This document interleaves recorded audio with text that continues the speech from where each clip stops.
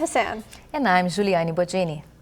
Coming up on today's show, Alberta is ranked as the 5th most expensive province for post-secondary education in Canada. Plus, NATSA holds its first food drive and hopes to get more donations to help students. And a curling duo, putting Australia on the map. But first, students are making their voices heard about the Israel-Hamas war. As part of the Shut It Down for Palestine movement, students at MacEwan University held a walkout and rally last Thursday. Free, free Palestine! Free, free Palestine! Dozens of students gathered outside of Robbins Health Learning Center with flags and signs to show their support for Palestine. The demonstration included speeches from students who shared their families' experiences, as well as chants calling for a ceasefire to the Israel-Hamas war. To raise awareness, to at least have people sign a petition for a ceasefire. Also, we just really want to raise awareness, let people know that there are people dying in the Middle East, that there are people dying in Gaza. Students hope that by continuing to host these walkouts and rallies, others will join and help bring awareness to the petitions and call for a ceasefire to the ongoing violence. For those who want to get a 4-year degree in Western Canada, better be prepared to pay for higher tuition prices, as Alberta is quickly becoming an expensive destination for post-secondary education. Once you add them all up, you're going to divide by 3 and then take the square root of your answer. Alberta is currently the 5th most expensive province for post-secondary education in the country. The cost of living in Canada is rising for everyone, but one group in particular is feeling the crunch. Domestic and international students have seen increasing rises in tuition fees over the past years, and now will have to invest around $78,000 to get a degree. We have seen an increase in enrollment, and I do believe that it's because there's a lot of demand in the labor force and a lot of students are trying to come in and really nail those jobs, because life in Alberta is expensive, and a lot of the time without post-secondary education, it's hard to get those jobs. Students can also expect an increase of 39% in tuition for the next 18 years, reaching around $100,000 to graduate. The most expensive province is Nova Scotia, followed by Ontario. The doctor shortage in Alberta is making it difficult for many, including students, to find a family physician. According to the Alberta Medical Association, the number of family doctors accepting new patients has dropped 78% in the last 3 years. Also, as of September 2023, the Primary Care Network says that only 35 doctors were accepting new patients in Edmonton. I think the retention of doctors, especially in rural places, because I come from like a small town, Bonnyville, it's definitely harder to find family doctors there because there's less people available. There's less people that want to go to rural areas versus urban areas. Based on data from the Alberta Resident Matching Service, there has been a downward trend of students choosing family medicine. So the hope is that by increasing the number of positions in medical schools, more will choose to become family doctors.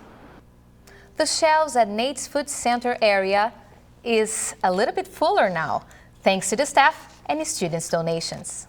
This is so generous. Thank you so much. Nate held a one-day food drive on campus to support the students facing food insecurity. The center has seen a 100% increase in requests for food hampers compared to last year, especially from international students. This event here is allowing students and giving students the food hampers that they are requesting, and it's just really important to make sure that students on campus feel supported and are feeling like they are taken care of. And supported by the campus itself, because it's really important. Living expenses, tuition, and transportation are additional challenges that affect students. NATSA's Emergency Food Center has collected food for students since 2014 and is seeking more donations right now. To be a part of this effort, you can drop by the NATSA office or donate through the website natsa.ca. A big curling event is coming up in our city, with one of the teams happening to come from halfway across the globe. That's right. And our Ooks women's hockey team played last weekend. Our Stephen Leong has more. Thanks, guys. Our Nate Ooks women's hockey team came off a huge 4-2 win Friday night against the Lakeland Rustlers. They look to keep their momentum up in a home-and-home series this past Saturday night.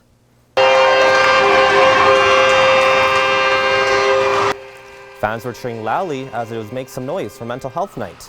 The Ooks were 8-3 coming into the game, outscoring their opponents by a whopping 30-12. While the Ooks were down 1-0 after the first, they fought their way back, scoring all 3 goals in the second period to win by a final score of 3-2. It was a solid effort for the full 60 minutes. You know, it was a penalty-filled affair, which made it kind of interesting, you know, keeping everybody in the rotation. But I think everybody contributed in a very positive way, which obviously helped us with the weekend sweep. The Ooks' next game comes on Friday night at 7 here at home against the 2-8 Olds College Broncos. When you think of top curling countries, the likes of Canada, Sweden, and Scotland most likely cross your mind. But now, a duo from Australia is rocking the curling world. Tally Gill and Dean Hewitt, all the way from Brisbane and Melbourne, Australia, currently live here in Edmonton during the curling season. They train here during our winter months as there isn't any dedicated curling facilities and a lot more competition up here versus back home. Edmonton just kind of has everything that we need. We've got good facility at Saville. There's a gym really close and Dean's got a job. We're basically playing an event every couple of weeks, and we've got the event coming up in Beaumont in a couple of weeks' time, and we're really looking forward to having a good event there where we're kind of building towards the end of the year before we head home for Christmas, and hopefully we can finish off with a bang in Beaumont. They will be training hard on and off the ice with the duo's next event in Beaumont, Alberta from November 24th to 26th. So, I bet you guys didn't know that Australia was an up-and-coming curling country now. Yeah, I didn't know that at all. It's kind of cool, but you know, I think we should get Steven to teach us how to curl sometime. For sure. Maybe we could try it this weekend. I think it sounds like a great idea. Coming up, Edmonton Police Service hosts a fundraiser for Movember. And how international students who are facing difficulties away from home can access counseling. Juliane, you're an international student, right? Yeah, I'm an international student from Brazil. I'm learning a lot here in Canada, and I understand the struggles. So stick around, and we have more on that story after the break.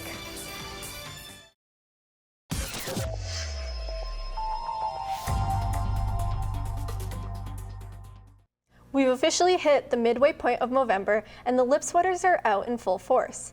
The Edmonton Police Service is rocking some mustaches of their own to raise money and awareness for their Movember fundraiser. Our Tristan Shaw sat down with the team captain and sergeant Daniel Thames to talk about the fundraiser and discuss the importance of Movember. Hi, I'm Tristan Shaw with 2nd Edition News, right outside of the TD Tower.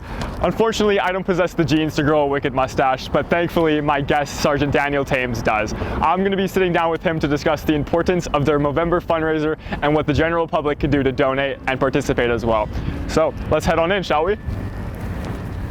Hi, I'm Tristan Shaw with 2nd Edition News. Joined beside me here is Sergeant Daniel Thames. Thank you for doing this with me. So let's just start off here. First question I want to ask you is, what exactly is the Movember fundraiser that you guys are running here? Every year we become involved as a service, and we get involved with a competition against Calgary Police Service, just trying to help to raise some money and to bring a little bit of competition into the fundraising as well. So what exactly makes this fundraiser significant to you?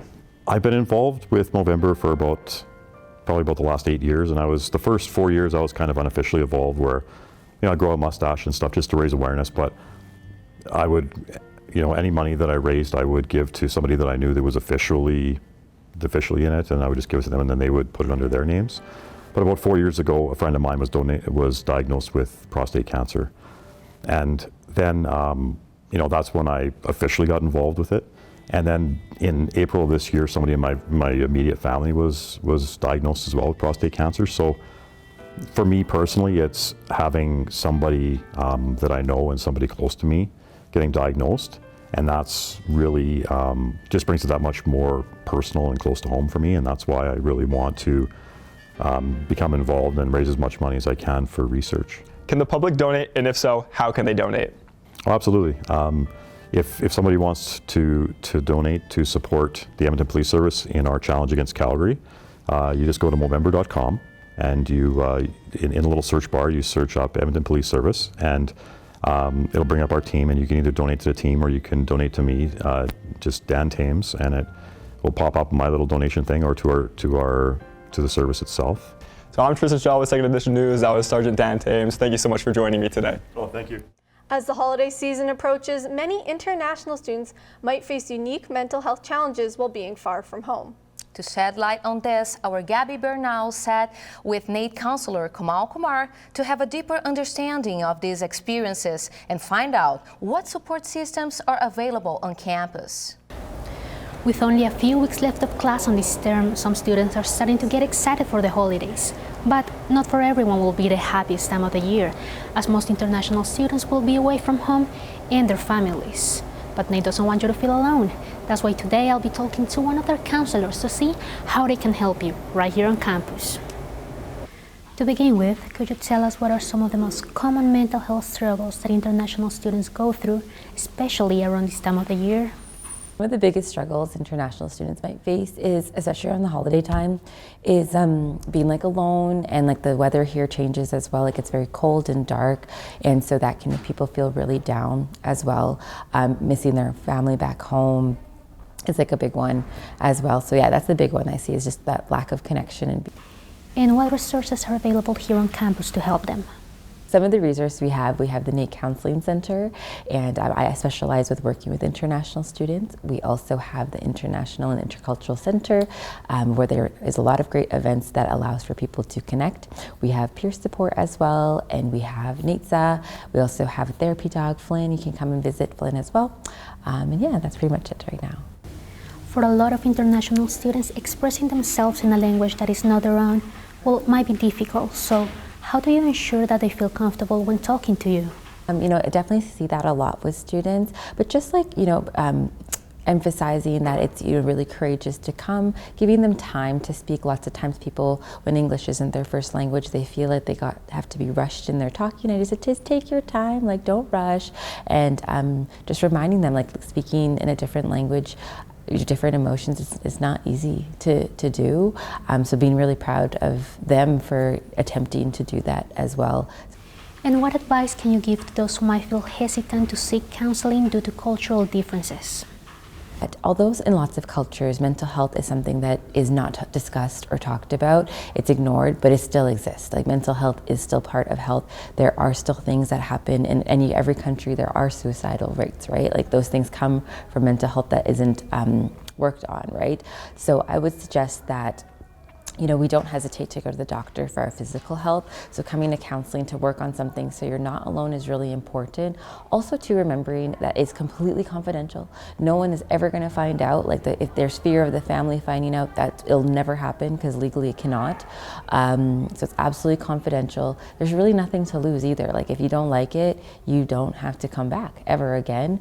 And for a lot of international students, I say it's a chance to practice your English.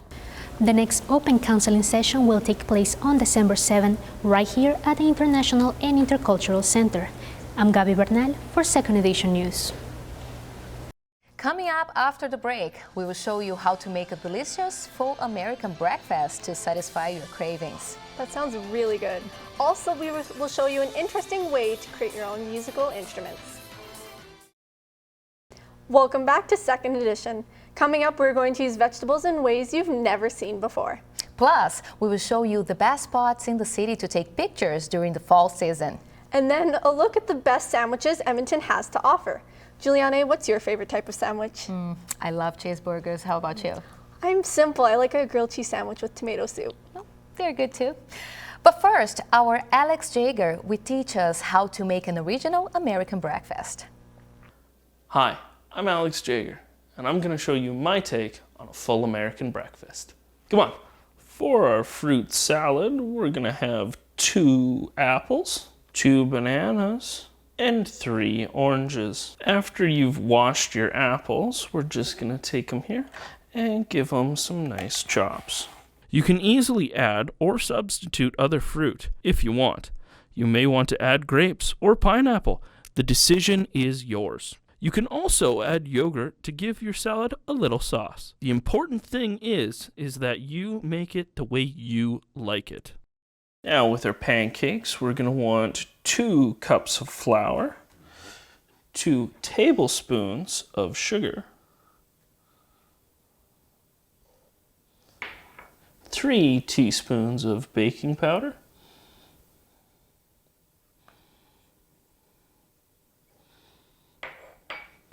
and just a 1/4 teaspoon of salt. For the liquids, you're going to want 1 3/4 cups milk, 1 egg, 2 tablespoons of canola oil, and about 1 teaspoon of vanilla extract. Now that we've got our pan nice and hot, we're just going to take some of our batter and make a nice big pancake. A classic part of any American breakfast is the eggs. Make them how you like them. Now that both the eggs and the pancakes are done, it's time to move on to the meat. I'm using pork bacon here, but you can use whatever bacon you like.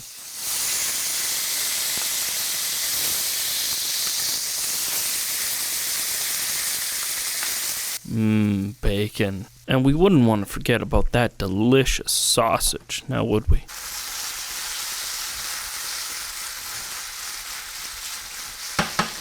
Now that we're done, all you gotta do is plate up and enjoy. I'm Alex Jagger, 2nd edition.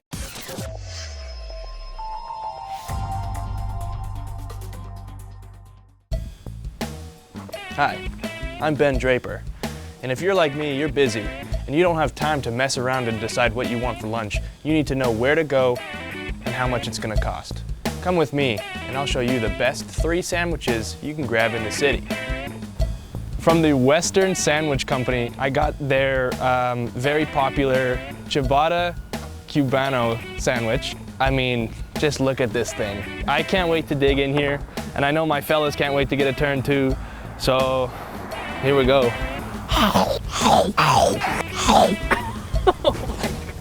What do the fellas think? We all really enjoyed this sandwich. It had a great blend of flavor with quality ingredients. The bread was delicious, and at a price of $16, we can't complain. It made me feel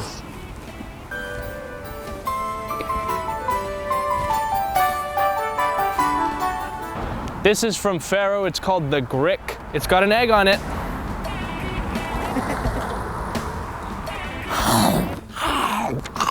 But what do the fellas think? I really enjoyed this one. It had great flavors on it, great for breakfast or lunch. It has an egg on it, and normally I'm not a fan, but this one, it tasted so good. I'm in love. And we had nothing to complain about. It was the biggest and also the cheapest, which is incredible. I felt like I was on another planet. 9.4. This is focaccia chicken from Pal's. Look at that cross section. I can't wait to dig in here. Let's put this down. Pal's Focaccia Club up last. Came in at $20, which was the most expensive. Worth $20? Still really enjoyed it. That's the closest thing. It might be. It really might be. Let's see what the fellas think. All right. The focaccia tasted so good. But honestly, I might prefer it on its own instead of the bread for this sandwich. Give me a nice juicy bite.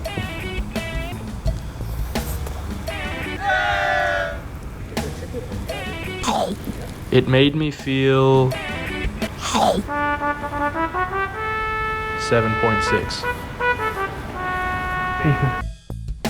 Final review time. Coming in 3rd is Pal's.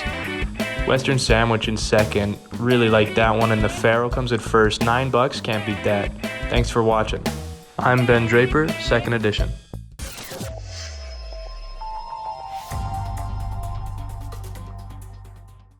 Hi guys, my name is Santos. I'm with 2nd edition, and today we're going to make instruments out of vegetables. So, let's go play with our food. We're gonna cut the top and the bottom parts of the carrot, then we drill a hole through it. Next is a mouthpiece. We move 1 inch down from the top and make an incision. Then we go down 1/3 from the incision and cut at an angle to meet with it. Once that's done, we need to cut our reed, and for that we'll use baby carrots. We're gonna cut them in an angle, and then we're gonna shove that piece into the carrot. Now we just drill different holes to make different notes. Wait.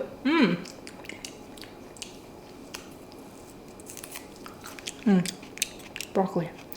Okay. Now that we know the basics, we can repeat the same process with other vegetables like daikon, broccoli, or even bell pepper.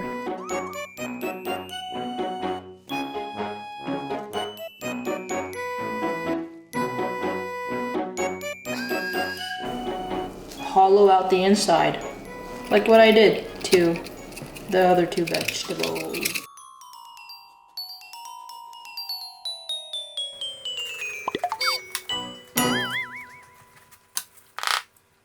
Here are the final results.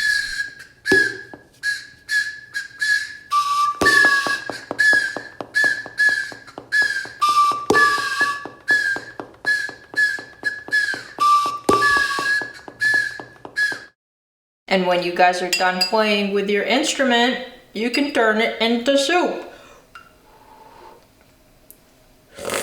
And eat it. I hope you guys enjoyed that. I'm Calf Santos with 2nd Edition.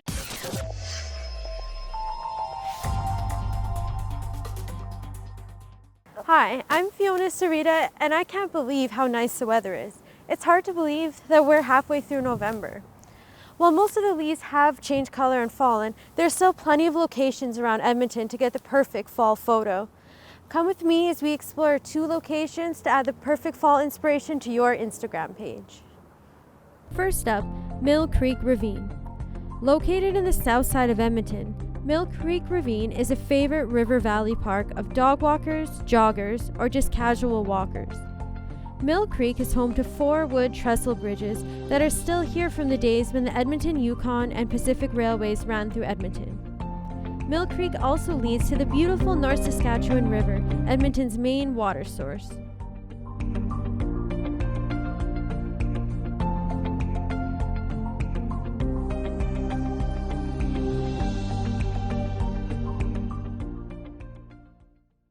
Next up, the Alberta Legislative Grounds.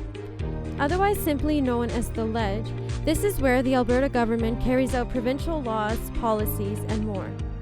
The building itself is beautiful and is definitely photo-worthy on its own. But equally beautiful are the legislative grounds. Spanning over 57 acres, the grounds are filled with historical cultural monuments. There are beautiful fountains and gardens in the summer, and in the wintertime, the grounds are lit up beautifully with festive lights and displays. Tours are available daily, and the grounds themselves are open from 7 a.m. to 10 p.m. to explore on your own.